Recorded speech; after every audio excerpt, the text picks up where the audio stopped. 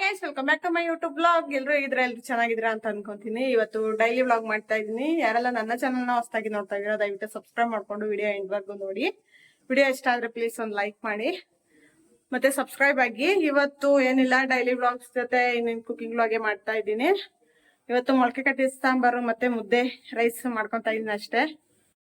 ಇವಾಗ ಅಡಿಗೆ ಸ್ಟಾರ್ಟ್ ಮಾಡ್ತೀನಿ. ಸಂಜೆ ಆಗಲೇ 7 ಗಂಟೆ ಆಗಿತ್ತು. ಅದಕ್ಕೆ ಕಬಾಬ್ ತಂದು ತಿಂದ್ಬಿಟ್ಟು ಆಮೇಲೆ ಅಡುಗೆ ಸ್ಟಾರ್ಟ್ ಮಾಡೋಣ ಅಂತ ತಿಂತಾ ಇದ್ದೀವಿ. ಎಣ್ಣೆ ಇದರಲ್ಲೇ 1/4 kg ಇದೆ ಫ್ರೆಂಡ್ಸ್. ಹಿಂಡ್ಬಿಟ್ರೆ ಬರ್ತದೆ. ಇದೊಂದು 3 ಪ್ಯಾಕೆಟ್ ಹುಳ್ಳಿಕಾಳು ತೊಗೊಂಡಿದ್ದೀನಿ, ಮೊಳಕೆ ಕಟ್ಟಿದ ಕಾಳು. ಇದೊಂದು ಆಲೂಗಡ್ಡೆ ಕಟ್ ಮಾಡಿ ಹಾಕೊಂಡಿದ್ದೀನಿ.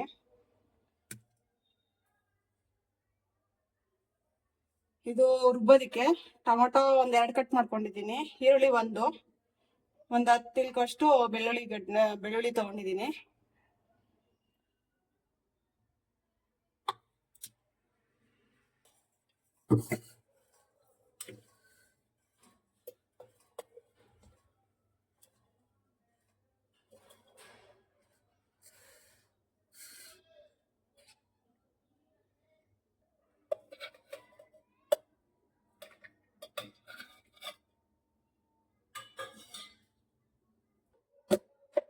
ಇದನ್ನೆಲ್ಲ ಇವಾಗ ರುಬ್ಬಕ್ಕೆ ಹಾಕ್ಕೊತೀನಿ. ಈರುಳ್ಳಿ ಒಂದು, ಟೊಮೊಟೊ 2 ಕಟ್ ಮಾಡ್ಕೊಂಡಿದ್ದೀನಿ, ಬೆಳ್ಳುಳ್ಳಿ ಒಂದು 10 ಇಲ್ಕು.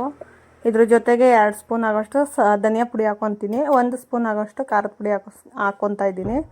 ನೀವು ಎಷ್ಟು ಕ್ವಾಂಟಿಟಿ ಅಡುಗೆಗಳನ್ನ ಮಾಡ್ಕೊತೀರಾ ಅದಕ್ಕೆ ತಕ್ಕನಾಗಿ ನೀವು ಸಾಂಬಾರು ಪುಡಿ, ಖಾರದ ಪುಡಿ ಎಲ್ಲ ಹಾಕ್ಕೊಳ್ಳಿ. ಇದನ್ನು ಅಷ್ಟೇ, ತರಕಾರಿಗಳನ್ನೂ ಅಷ್ಟೇ. ಇದನ್ನೆಲ್ಲ ಹಾಕ್ಕೊಂಡು ಇವಾಗ ರುಬ್ಕೊಳ್ಳೋಣ. ರುಬ್ಕೊಂಡು ಆದಮೇಲೆ ನಾನು ನಿಮ್ಗೆ ತೋರಿಸ್ತೀನಿ. ಇಲ್ಲಿ ನೋಡ್ತಾ ಇರ್ಬೋದು, ರುಬ್ಕೊಂಡಿದ್ದೀನಿ ಇಷ್ಟು. ಈ ಥರ ಸ್ವಲ್ಪ ಕ್ರೀಮಿ ಥರ ಇದ್ದರೆ ಸಾಕು. ಯಾಕಂತಂದರೆ ತರಕಾರಿಗಳನ್ನೆಲ್ಲ ಫ್ರೈ ಮಾಡ್ಕೊತೀವಲ್ಲ, ಆ ಟೈಮಲ್ಲಿ ಸ್ವಲ್ಪ ಅದನ್ನು ಕೂಡ ಫ್ರೈ ಮಾಡ್ಕೊಬೇಕು. ಅದರಿಂದ ಸ್ವಲ್ಪ ಸ್ಟವ್ ಆನ್ ಮಾಡಿಕೊಂಡು ಕುಕ್ಕರ್ಗೆ ಸ್ವಲ್ಪ 2-3 ಸ್ಪೂನ್ ಆಗೋವಷ್ಟು ಆಯಿಲ್ ಹಾಕ್ಕೊಂಡು ಸಾಸಿವೆ ಸಿಡಿಸ್ಕೊತಾ ಇದ್ದೀನಿ. ಸಾಸಿವೆ ಸಿಡಿಸ್ಕೊಂಡಾದ್ಮೇಲೆ ಇದಕ್ಕೆ ಹಸಿರು ಮೆಣಸಿನ್ಕಾಯಿ ಮತ್ತು ಬೆಳ್ಳುಳ್ಳಿನ ಜಜ್ಜಿ ಹಾಕ್ಕೊಂಡಿದ್ದೀನಿ. ಇದ್ರ ಜೊತೆಗೆ ಈರುಳ್ಳಿ ಕೂಡ ಅಷ್ಟೇ, ಸ್ವಲ್ಪ ಒಂದು ಅರ್ಧ ಈರುಳ್ಳಿನ ಕಟ್ ಮಾಡಿ ಹಾಕ್ಕೊಂಡಿದ್ದೀನಿ. ಕಟ್ ಮಾಡಿ ಹಾಕ್ಕೊಂಡು ಸ್ವಲ್ಪ ಫ್ರೈ ಮಾಡ್ಕೊಳ್ಳೋಣ ಇದನ್ನ.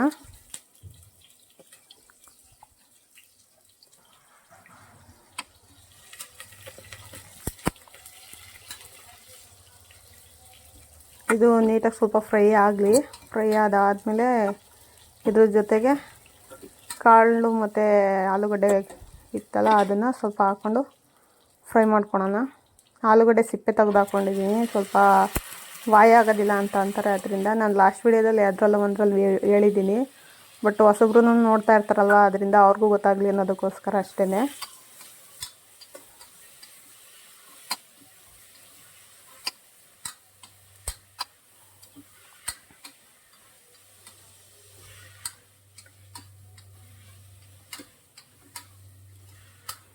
ಇದ್ರ ಜೊತೆಗೆ ಸ್ವಲ್ಪ ಕರ್ಬೇವಿನ ಸೊಪ್ಪನ್ನ ಹಾಕ್ಕೊತಾ ಇದ್ದೀನಿ. ಕರ್ಬೇವಿನ ಸೊಪ್ಪು ಸ್ವಲ್ಪ ಮುಂಚೆನೇ ಹಾಕ್ಕೊಳ್ಳಿ.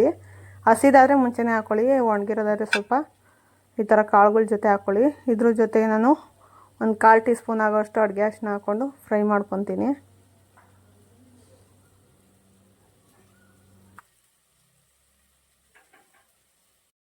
ಕೆಲವೊಂದು ಅಡುಗೆಗಳ ರೆಸಿಪಿನ ನಾನು ಶೇರ್ ಮಾಡ್ತಾ ಇರ್ತೀನಿ. ಯಾಕಂತ ಅಂದರೆ ನಮ್ಮ ಫ್ರೆಂಡ್ ಒಬ್ಬರು ಹೇಳ್ತಾಯಿದ್ರು, ಅವರು ಡೆಲ್ಲಿಯವರು.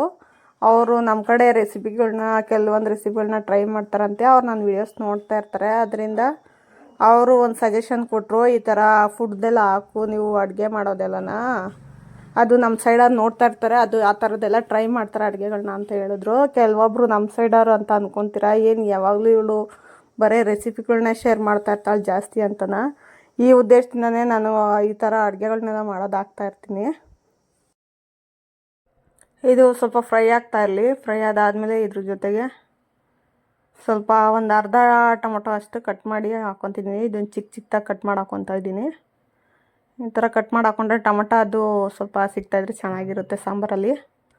ಇಲ್ಲಾಂದರೆ ಪೂರ್ತಿ ರುಬ್ಬ ಹಾಕ್ಕೊಂಬಿಟ್ರೆ ಒಂಥರ ಕ್ರೀಮಿ ಥರ ಇರುತ್ತೆ ಸಾಂಬಾರು, ಅಷ್ಟು ಚೆನ್ನಾಗಿ ಆಗೋದಿಲ್ಲ. ಅದರಿಂದ ಅಷ್ಟೇ ಚೆನ್ನಾಗಾಗುತ್ತೆ, ಬಟ್ ನಮಗಿಷ್ಟ ಆಗೋದಿಲ್ಲ ಅದಕ್ಕೆ. ಇದು ಫ್ರೈ ಮಾಡ್ಕೊಂಡಾದಮೇಲೆ ನಾವು ರುಬ್ಬಿಟ್ಕೊಂಡಿರ್ತೀವಲ್ಲ ಮಸಾಲೆನ, ಅದನ್ನು ಹಾಕ್ಕೊಬೇಕು. ಇದು ಸ್ವಲ್ಪ ಒಂದು 5 ನಿಮಿಷ ಫ್ರೈ ಮಾಡಿಕೊಂಡ್ರೆ ಸಾಕು. ಕಾಳೆಲ್ಲ ಸ್ವಲ್ಪ ಕಲರ್ ಚೇಂಜ್ ಆಗುತ್ತೆ, ಅದರಲ್ಲೇ ಗೊತ್ತಾಗುತ್ತೆ ಫ್ರೈ ಚೆನ್ನಾಗಾಗಿದೆ ಅಂತನ. ರುಬ್ಬಿಟ್ಕೊಂಡಿರೋ ಮಸಾಲೆನೂ ಅಷ್ಟೇ, ಸ್ವಲ್ಪ ನೀವು ಅದನ್ನೆಲ್ಲ ನೀಟಾಗಿ ಸ್ವಲ್ಪ ಹಸಿ ಸ್ಮೆಲ್ ಹೋಗೋ ಥರ ಫ್ರೈ ಮಾಡ್ಕೊಬೇಕು. ಫ್ರೈ ಮಾಡ್ಕೊಂಡಾದ್ಮೇಲೆ ಸ್ವಲ್ಪ ಸಾಂಬಾರಿಗೆ ಕೂಡಿಸ್ಕೊಂಡ್ರೆ ಅದೇ ಟೇಸ್ಟ್ ಚೆನ್ನಾಗಿರುತ್ತೆ. ಯಾವುದೇ ಒಂದು ಅಡುಗೆಗಳನ್ನ ಅಷ್ಟೇ ಸ್ವಲ್ಪ ಟೈಮ್ ತೊಗೊಂಡು ಮಾಡಿ, ಯಾಕಂತಂದರೆ ಅರ್ಜೆಂಟಾಗಿ ಮಾಡೋಕ್ಕೋದ್ರೆ ಎಲ್ಲ ಅದು ಹಸಿ ಸ್ಮೆಲ್ ಥರ ಬರ್ತಾ ಇರುತ್ತೆ ಸ್ಮೆಲ್ಲು. ಅದರಿಂದ ಸ್ವಲ್ಪ ಟೈಮ್ ತೊಗೊಂಡು ನಿಧಾನಕ್ಕೆ ಮಾಡ್ಕೊಳ್ಳಿ, ಹೊಸ್ದಾಗಿ ಅಡುಗೆ ಕಲಿತಾ ಇರ್ತೀರಲ್ಲ ಅಂಥವ್ರು. ಇದೆಲ್ಲ ಫ್ರೈ ಮಾಡ್ಕೊಂಡಿರೋದು ಹಾಕೊಂಡಾದ್ಮೇಲೆ ಸ್ವಲ್ಪ ಅದು ಒಂದು 2 ನಿಮಿಷ ಬಿಟ್ಟು ಆದಮೇಲೆ ನಾನು ಸಾಂಬಾರಿಗೆ ಸ್ವಲ್ಪ ನೀರು ಹಾಕ್ಕೊತೀನಿ. ಸಾಂಬಾರು ಎಷ್ಟು ಬೇಕೋ ಅಷ್ಟು ಮಾತ್ರ ನಾನು ನೀರು ಹಾಕ್ಕೊತೀನಿ.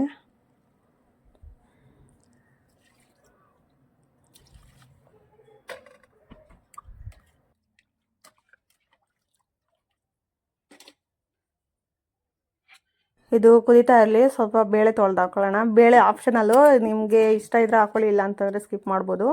ನಾನು ಸ್ವಲ್ಪ ಬೇಳೆ ಹಾಕ್ಕೊತಾ ಇದ್ದೀನಿ, ಯಾಕಂತಂದರೆ ಹುಳಿಕಾಳು ಸಾಂಬಾರಿಗೆಲ್ಲನ ಬೇಳೆ ಹಾಕಲಿಲ್ಲ ಅಂದ್ರೂ ನಡೆಯುತ್ತೆ, ಏನೂ ಪ್ರಾಬ್ಲಮ್ ಇರಲ್ಲ.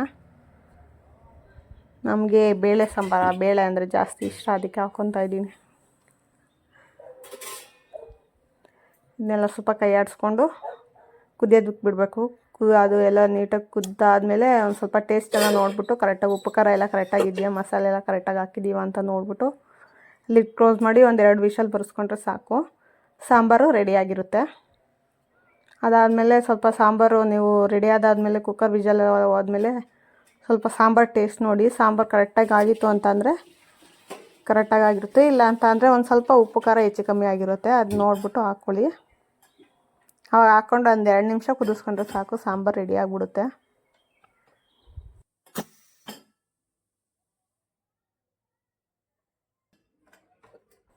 ಇವಾಗ ಇದು ಲಿಡ್ ಓಪನ್ ಮಾಡಿ ನೋಡೋಣ ಹೆಂಗಾಗಿರುತ್ತೆ ಸಾಂಬಾರು ಏನು ಅಂತನ.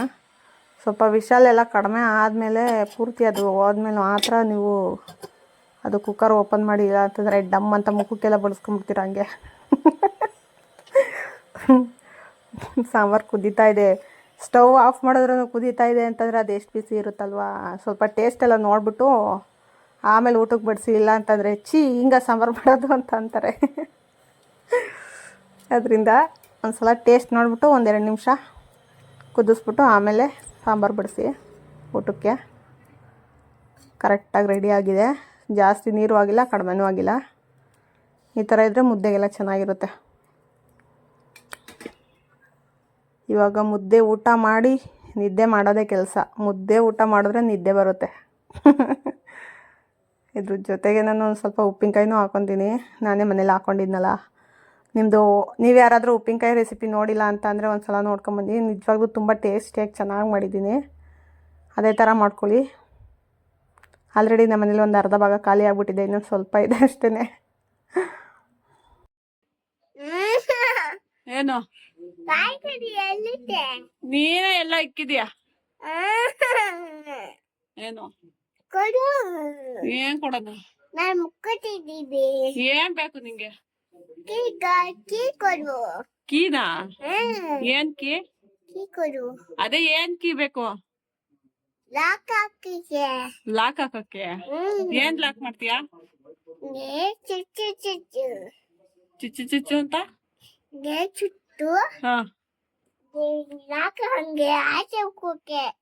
ಆಚೆ ಹೋಯ್ತಿಯಾ? ಹೋಗಲ್ಲಿ ಗೋವಾ ಬಂದು ಹಿಡ್ಕೊಂಡು ಹೋಯ್ತದೆ.